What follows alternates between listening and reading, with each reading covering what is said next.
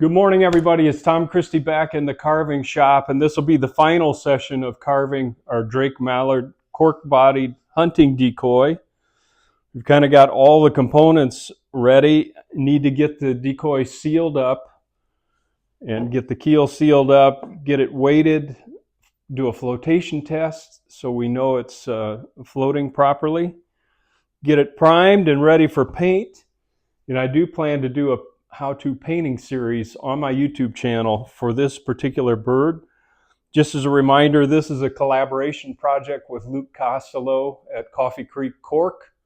Luke provides kits like this for carvers, and we thought it was a good idea to work together on this project. I could show people how I would carve one of his kits using a pattern that I provided, and he can sell those kits to people that might want to carve, and gives them a head start, because you may not have a bandsaw, you may not want to invest in a lot of equipment before you try your hand at your first decoy, and that's a great way to do it with a kit. Pre-cut body, pre-cut head, and then you do the rest with hand tools or power tools, whatever you've got. Okay, let's bring the camera in. I'm going to do some final sanding, get this bird sealed up and ready to float. Welcome back. Hey, if you're enjoying my channel, I almost forgot, hit the subscribe button. That does help me out. I would appreciate it as a show of support for what I'm building here, and it's totally free. All right, let's go. There's Luke's contact information one more time at Coffee Creek Cork. So there's a phone number there and an email in case you want to reach out to him for a kit. All right, in the last session, we got the body shaped up. I did a little bit of plastic wood on some of the bigger gaps in the cork, and also a little bit around the neck joint. So I'm just doing a light sanding to finish that up and just disguise that neck joint between the cork and the wooden head. So I won't make you watch me sand. That's boring.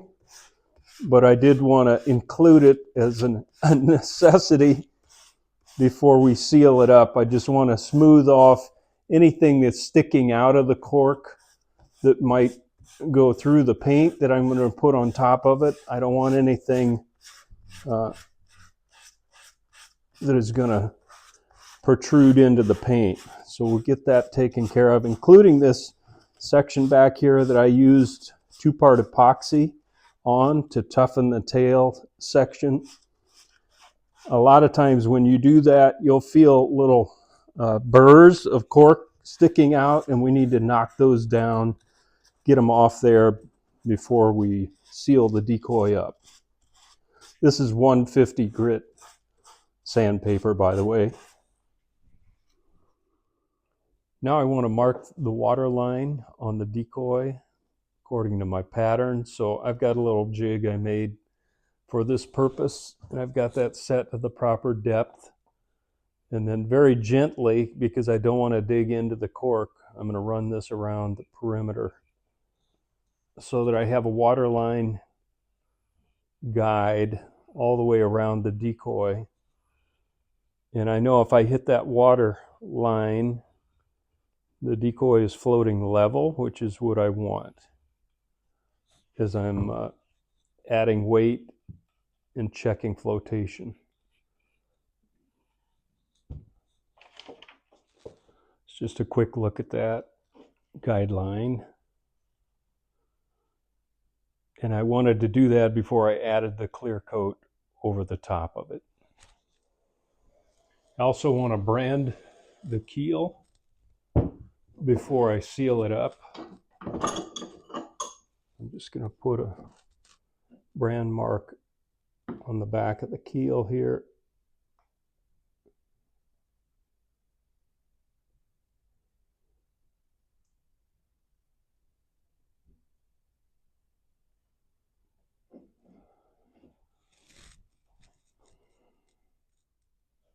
So now that's ready to go. I can seal up everything and get ready for flotation. To seal up the cork and wood, I'm going to use this Minwax polyacrylic. It's a water-based sealer. And I'm going to use a brush and put on good thick coat. Get into all the pores of the cork.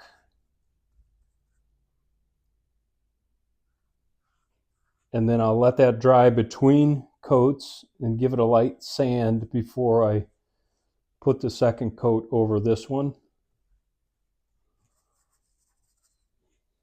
That'll obviously take some time, and this material needs to dry overnight before I expose it to water. So I'll get the decoy sealed up, and then we'll test float it tomorrow. I'm going to give the keel a couple of coats as well, the light sanding in between. And I want to get all these components sealed up before I test float so the wood doesn't soak up water. All right, I let the polyacrylic dry overnight. And just as a note, I went back with a slurry of acetone and plastic wood, very thin, and painted that on, sanded that off. And I wanted this decoy to be relatively smooth versus showing all the cork texture.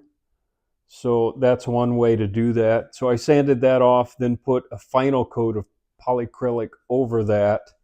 So I've got a pretty smooth surface all the way around. And you can choose whether you want to do that on your decoy or not.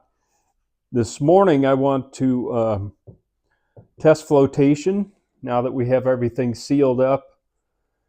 If you do a lot of birds or have done a lot of birds, you probably know how much weight you want to add to your decoy to make it flip over, perform the way you want it. Since this is a one-off, I'm going to go through the whole process and test float this bird. So I've got it sealed up, got the keel sealed up. I'm going to put this on the center line because I like my keels in the center of the bird. And I've got electrician's tape. I'm just going to lightly tape the keel on the bird. And then I normally use about 6 to 8 ounces of lead. This is the way I do it. I buy these strip lead decoy anchors, and I can cut those with tin snips and then embed that in the keel so that I don't have to melt any lead. I used to do that. I kind of got away from it. I like using the strips of lead. But to begin with, I'm going to tape about the amount of weight that I think I need on the bottom of the keel here so that I can do a test float, because I want to see how deep we're floating in the water. The more weight you add, the more it's going to pull your decoy down into the water, the more draft you're going to have. So if we add too much weight, it's going to, sink too low in the water and not look realistic. Too little of weight and it won't self-right. So finding that right balance is key. You may not care about self-righting. It's just an old decoy. Some of the competitions have gone that way because you can throw the decoy out. It's going to self-position and you don't have to row around and flip over all the decoys if they're on their backs. So I'm going to cut some lead. I'm going to start with about 6 ounces, see if that rolls the bird over and where we are on the water line. I've got my 6 ounces of lead, and generally you're going to want to position the lead forward in the keel in a puddle duck decoy because of the shape of the tail, and the raised tail tends to want to sink down in the water in the back more, so you need more weight in the front. So we'll go test float that. Scoot by taping the lead on, I can move it around until I'm happy with the flotation results, and then we can embed it in the keel, fasten the keel to the bottom of the decoy, and be ready to paint. All right, the moment of truth. Let's see if this bad boy floats.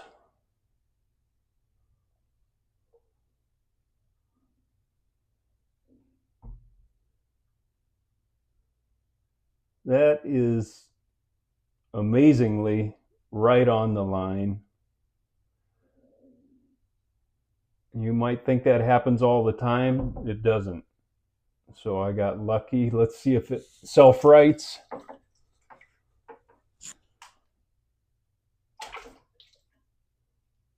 All right. I don't think I need to make any adjustments. We're nice and high in the back, right on the water line, all the way around. So let's go put that lead in the keel and finish up the carving.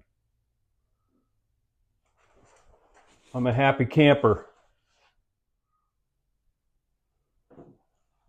All right, I've got the location of the lead center marked on my keel, and I'm going to use my tin snips, cut these pieces in half.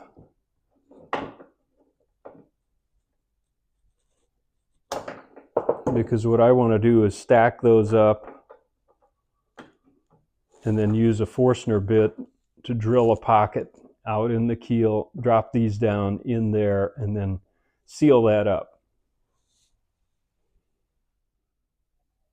I've got a 3/4 inch Forstner bit, and I'm going to set the depth on my drill press so I don't punch through the bottom, and then drill out this pocket for the lead.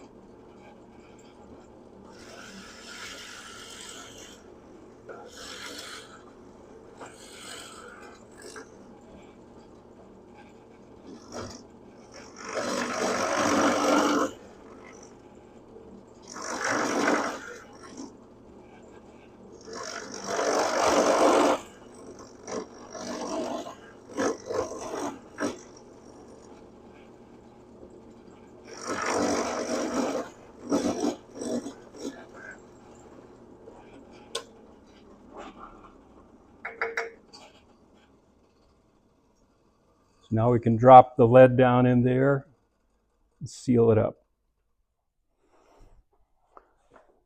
All right, I've cut a little piece of scrap Tupelo to fill the remaining void there, get everything sealed up, and I'm using DevCon 2-part epoxy, 5-minute epoxy to seal the lead up into the keel. Make sure we have a good seal all the way around.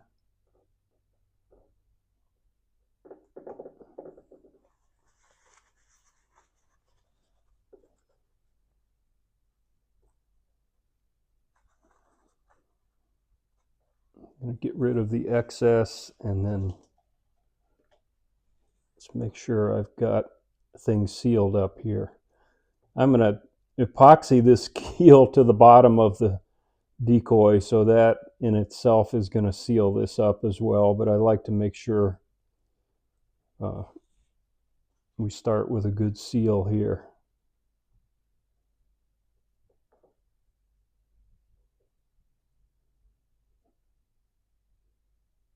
Okay, that looks pretty good. I'll let that cure, and then we can mount the keel. to the decoy.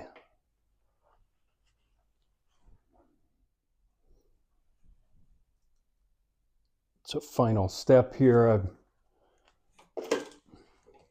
mixing up some of the two-part epoxy again. I'm going to spread that on the keel, including over that area we just filled with lead.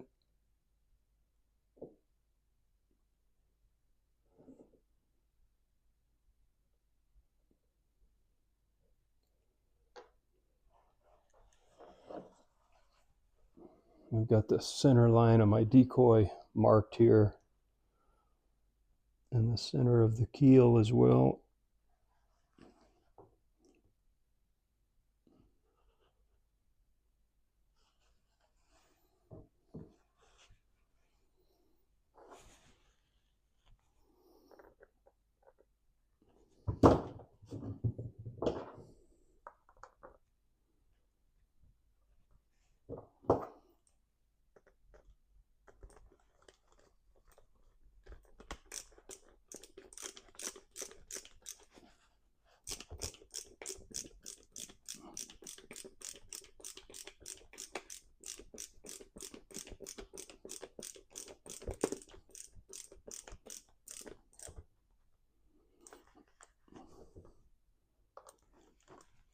Drive those screws home into the cork and squeeze some of the epoxy out from under the keel.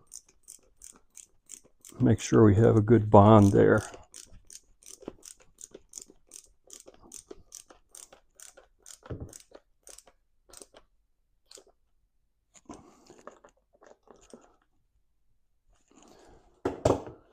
Then I'm going to take a little paper towel. You can see the epoxy squeezing out there. I just want to take off the excess and kind of finish that sealed seam there.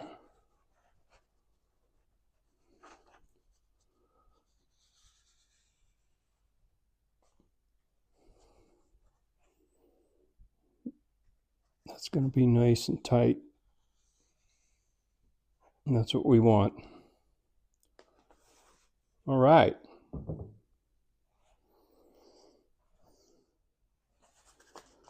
I've got the keel masked off because I like to keep the natural wood on my keels, and I'm using a little 400 grit sandpaper just to do a light sand, and then I want to prime the decoy,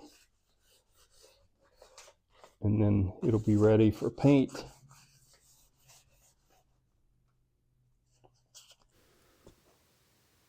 All right, I've got my respirator on, so I'll do a voiceover here. This is the Rust-Oleum gray primer that I've been using, and I'm just going to give this a light coat. Make sure I've got good coverage, and then we'll set that aside to cure. It's just a quick shot of the primed bird. If I don't mess it up here.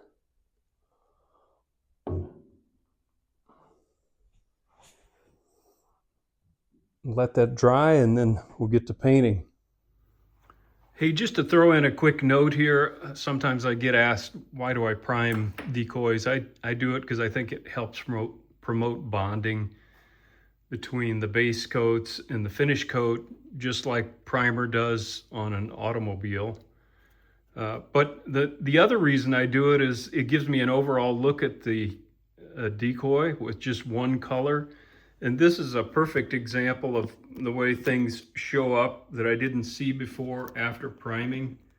I don't know if you can see this area right here, but there's a little bit of a ridge there with some leftover coating, or it might be epoxy sculpt, but I'm going to take a little sandpaper and get rid of that right now so that I don't have to fight that when I'm painting, and I don't want it to throw a little shadow over the eye there. It's going to look unnatural. So I'm just going to take a little bit of time sand that off, seal it back up, and the rest of the decoy looks great. It just had that flaw that I wanted to focus on here, for what it's worth. Okay, everybody, that does it for the carving of the Drake Mallard cork-bodied kit provided by Coffee Creek Cork and Luke Costello with a Tom Christie pattern. And I'm not selling these. Luke is selling those on his website, coffeecreekcork.com. So you can check that out. I've already gotten some feedback from multiple people saying they've purchased a kit, they're following along. That's very encouraging to me. That's the goal here, is to get hands-on carving and provide some instruction that might be helpful to you. And hopefully you get the enjoyment out of carving a waterfowl decoy like I do. And the real payoff on this bird is be able to throw it out in the marsh, use it as a working hunting decoy, and get that enjoyment in the fall. So until next time, Tom Christie signing out. As a note, I will be following up with a painting session. Once this primer is dry, we'll get started on painting the bird so we end up with a finished decoy. Talk to you later.